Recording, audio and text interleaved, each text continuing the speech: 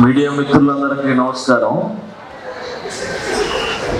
ఇప్పుడే మా మిత్రులు కాలేజీ పూర్వపరాలు, కాలేజీ ఏ రకంగా స్థాపించబడింది, ఆ మహోన్నతమైన వ్యక్తి పివి నరసింహారావు గారి కలల పంటగా ఆ కాలేజీ ఉద్భవించడం ఎలా జరిగింది, అందులో ఎంతో ప్రతిభావంతులైనటువంటి విద్యార్థులు ఈ దేశానికి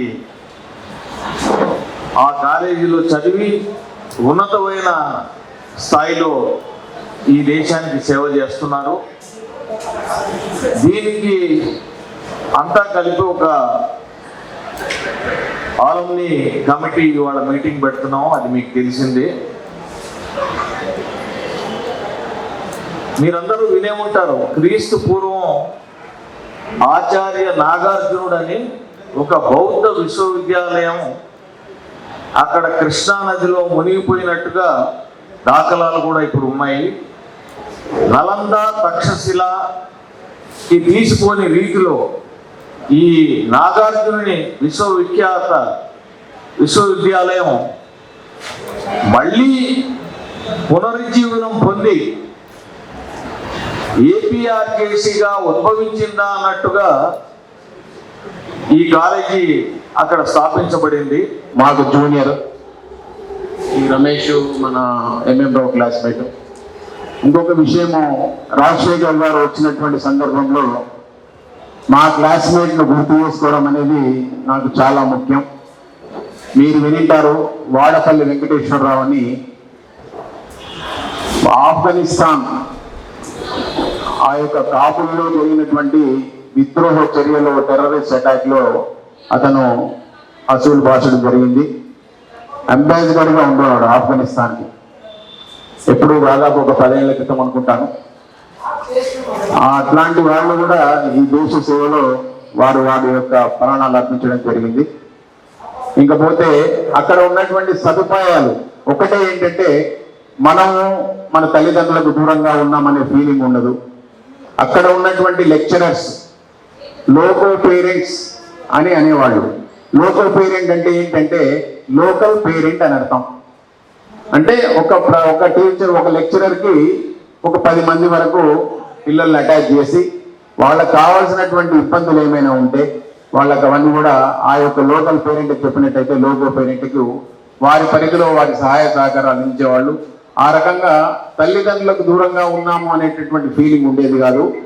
మాకు ఉన్నటువంటి పరిధిలో ఉదయం 5 గంటల నుంచి రాత్రి 10 గంటల వరకు టీచర్లు, ఆ లెక్చరర్స్ అందరూ కూడా మాతోనే ఉండి మా యొక్క బాగోగులను, చదువులను అన్ని కూడా పర్యవేక్షించేవాళ్ళు. అందరికీ నమస్కారం. నా పేరు వంగ రాజేంద్ర ప్రసాద్.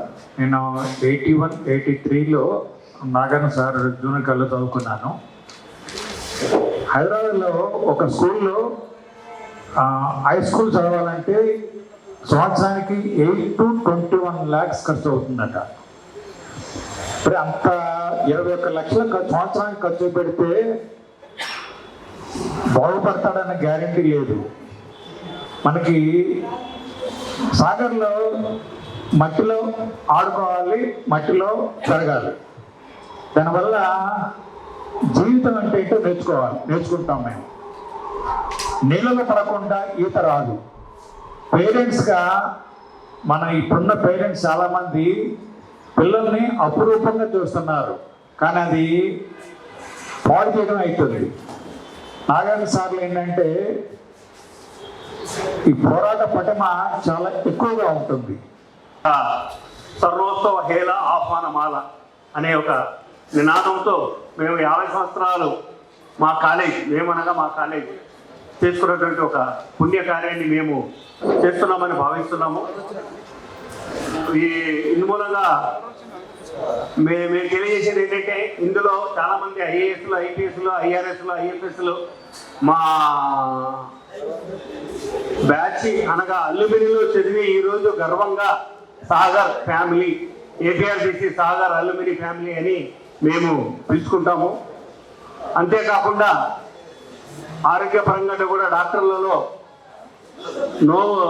దగ్గర దగ్గర మంచి ప్రైజ్ తీసుకున్నటువంటి దేశంలో అత్యున్నతమైన డాక్టర్ డిసి సుబ్రహ్మణ్యేశ్వరరావు ఆంకాలజీలో క్యాన్సర్ సంబంధించి బసవతారకంలో టాప్ డాక్టర్గా వారు ముందు ప్రజాసేవ చేస్తున్నారు. మా కాలేజీకి పైగా వారు ఒక కారును కూడా ఎమర్జెన్సీలో ఎప్పుడైనా ఉపయోగపడే కారును కూడా మాకు కాలేజ్ కోసం ఇచ్చినటువంటి దాత. అంతేకాకుండా ఇక్కడే కాదు, మహారాష్ట్రలో అత్యున్నత స్థాయికి ఎదిగిన కె వెంకటేశం IPS 6 DGగా చేశారు. వారు హానెస్ట్ ఆఫీసర్గా కూడా పేరు పొందారని అనుకూలంగా తెలియజేయడానికి మేము సంతోషపడుతున్నాము.